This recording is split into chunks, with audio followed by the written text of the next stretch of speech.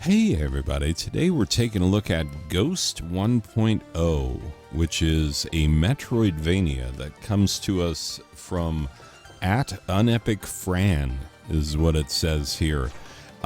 This is the same developer who brought us the game Unepic, which is one of my friend's favorite games. They gifted it to me and I haven't played it yet. I feel bad about that. I need to... but you know how it is. Your Steam library gets so full of games. Mine is ridiculously full of games. I will get to Unepic eventually. I can't believe it took me this long to get to Ghost. Because my introduction to this series was actually with Mini Ghost. Because there's Mini Ghost, which is a more 8-bit-ish pixel type variety that even has a level editor and stuff, so it's, you know, pretty cool. But yeah, I found out about Ghost by first purchasing Mini Ghost, and then people were like, did you know there's a full-on Ghost? And I was like, huh, interesting. This game is very cyberpunk in its Metroidvania approach. There's a lot of really funny sci-fi references in it, because in this world, you know, Arnold Schwarzenegger movies exist, for example. And so they make references to those sorts of things throughout, because you are playing as Ghost. You're playing as this secretive agent who can sort of project yourself into robots, and yeah, you're good at sneaking around and shooting things, blowing stuff up and whatnot. At first they tell you like, hey, use stealth, but yeah, pretty soon stealth is not the best way to go. I mean, there's a lot of ways to do things in this game, and my standard calling card as a gamer, where you have a game like this where there are lots and lots of power-ups and interesting weapons and things that you can do, I always forget what I can do.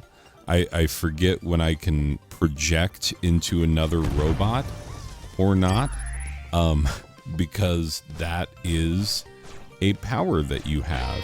You can project yourself into an enemy robot and just go nutso bananas on the enemy as the enemy and not destroy your main robot. But while you're projected into the enemy robot, your robot sits there completely dormant, and if the enemy has the opportunity, they will attack it and destroy it, which happened to me. I died multiple times in the gameplay footage that you have seen, so yeah, you're gonna see some deaths. It is just a part of the game.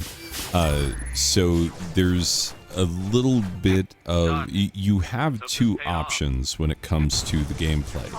You can play it completely roguelike style, where there's permadeath and you lose everything all the time, or you can play, I think it's called classic mode, which, you know, I chose to play classic mode because I was like, huh, there's two modes.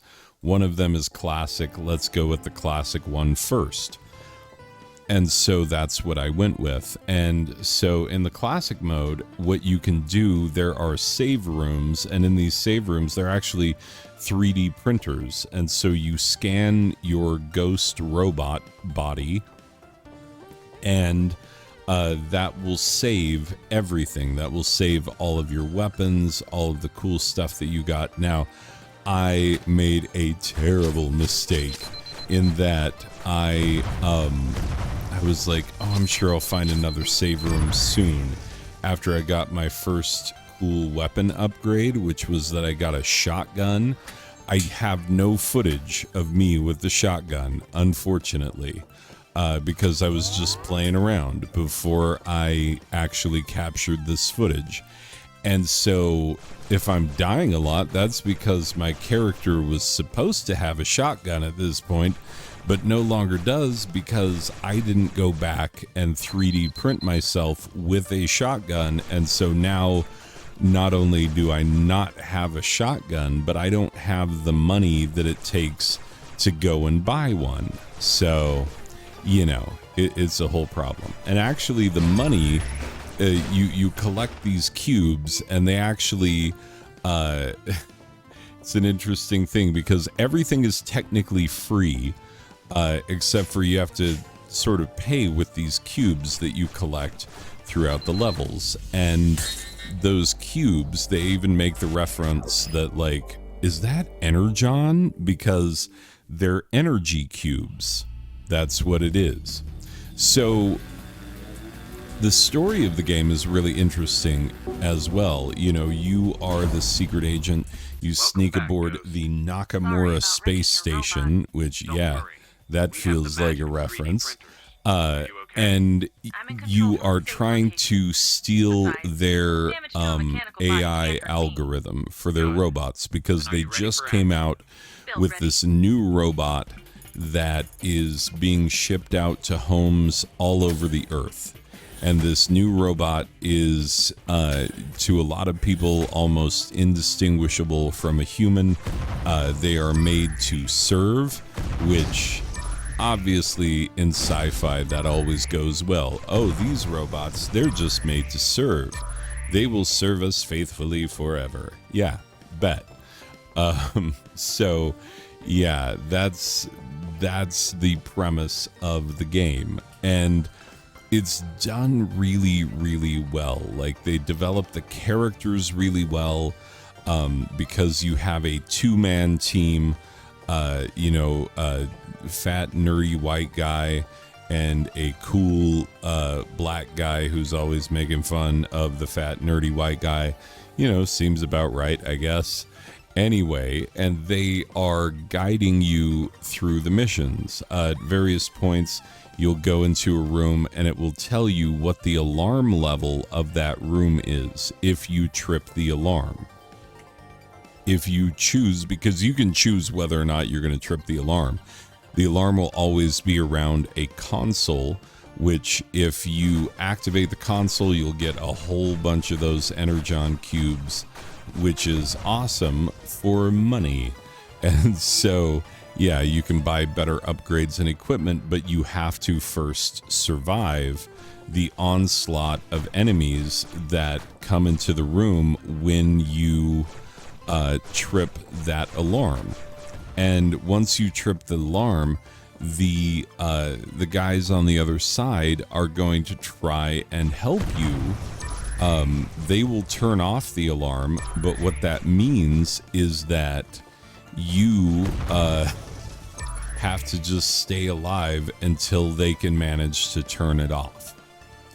And so you have to defeat everybody in the room, and then once you've defeated everybody in the room, then the alarm turns back off, and you are free to collect all the cubes to your little heart's content, which is absolutely what you want. Now, there are so many cool mechanics in this game that you won't even see in my gameplay footage because I didn't capture all the things, because I lost some of my progress and it makes me sad. But there are really cool cutscenes that build the lore of the world and everything. And it's really funny because although there's quite a bit of lore in this game, they never overload you with it. They do such a good job of making sure that, you know, you're never just sitting there and watching a cinematic, watching the story unfold for, 10, 15 minutes, like some games I know. Yeah, no, they get you right into the gameplay as quickly as possible, and that's something that I appreciate.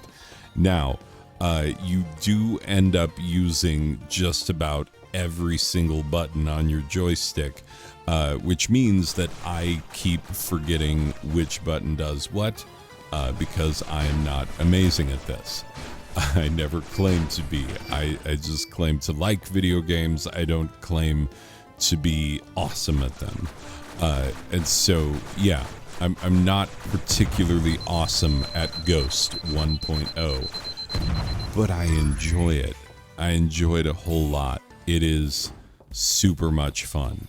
And so, as I'm wandering around in the space station and blowing up other robots and, doing the things that robots do, and forgetting that I can project myself into other robots, which is a problem because, some of the puzzle solving, because there's always puzzle solving in a Metroidvania, some of the puzzle solving involves projecting yourself into a robot on the other side of a barrier to unlock that barrier, and I keep forgetting that that's a thing that I can do. Yeah, problematic. But now that I'm recording this, I remember that that's a thing that I can do, and I want to go back and play more of the game because it's really, really, really fun. It is. The game has been out for 7 years now, a little bit of time, and so, yeah, it is well known. It is very beloved by the people who have played it. It's a really, really good Metroidvania. The one thing that I really felt it needed was a better map, but that's about it. Because even without the map, it gives you a... It can be a little bit linear at first, and everywhere you're going makes sense. And then over time, you just get used to where things are in the level. And so you don't need a map as much, but I would still like a better map. I mean, you do have a little map. It's a little bit like the one in Metroid Fusion, where it's just, boxes that show where you have been. But actually a little bit less detailed than a one in Metroid Fusion now that I'm thinking about it. So, yeah. Not perfect in the map portion of it. But in terms of gameplay, in terms of story, in terms of character development, in terms of, upgrades and unlockables and character building and all of that, there is so much to this game. There's just a lot to it, and it is very, very replayable. And it's the kind of game that you want to come back to again and again because it's so much fun and it's very creative. The level design is awesome. Now that I'm thinking about it, I can't picture the soundtrack. The soundtrack didn't get in the way. We'll say that much. I wouldn't say that I was, bopping my head to it. It just, I didn't notice it as much. So, yeah, that's that. Anyway, all in all, it's a really fun, really interesting Metroidvania. And if you enjoy Metroidvanias, it should be on your list because you can get this game for pretty cheap when it goes on sale. When it's not on sale, it's $12.99, which is not that much as far as games go, but it gets even cheaper when it goes on sale. And so, it's one to look out for, one to put on your wish list and wait for it to get real cheap because it will. And then you're going to grab it, and then you're going to play it, and then you're going to be like, wow, he was totally right. This is a super fun Metroidvania. Anyway, let me put a final score on it, and then we'll wrap it up.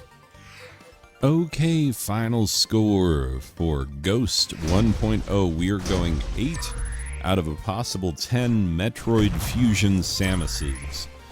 This is a very, very solid, very fun Metroidvania. So if you need another Metroidvania in your life, here you go. Ghost. It's fun. Have it. It's good. And that will do it for this one, people. I will see you in the next one. Oh, wait. Hold it. Two things.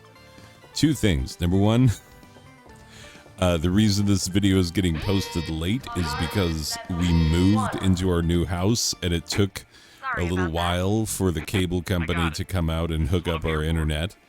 That was frustrating, but now we have internet, so you can have videos again. Hooray! And secondly, like I forgot to say in the review, one of the things I love the most about this game is that enemies don't just respawn.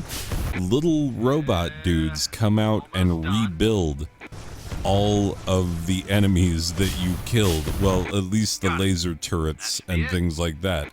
And so, yeah, you know, it's not that enemies just respawn, it's that they get rebuilt. It's kind of a cool concept. I like it. Also, you can shoot the little robot dudes so that they don't rebuild the things that you just destroyed. But don't worry, another one will come back in his place and rebuild it eventually. You can't stave them off forever. Anyway, it's one of the things, just a little wrinkle in the game that I like. That I forgot to mention that I like. Okay, now we can be done. Okay, bye.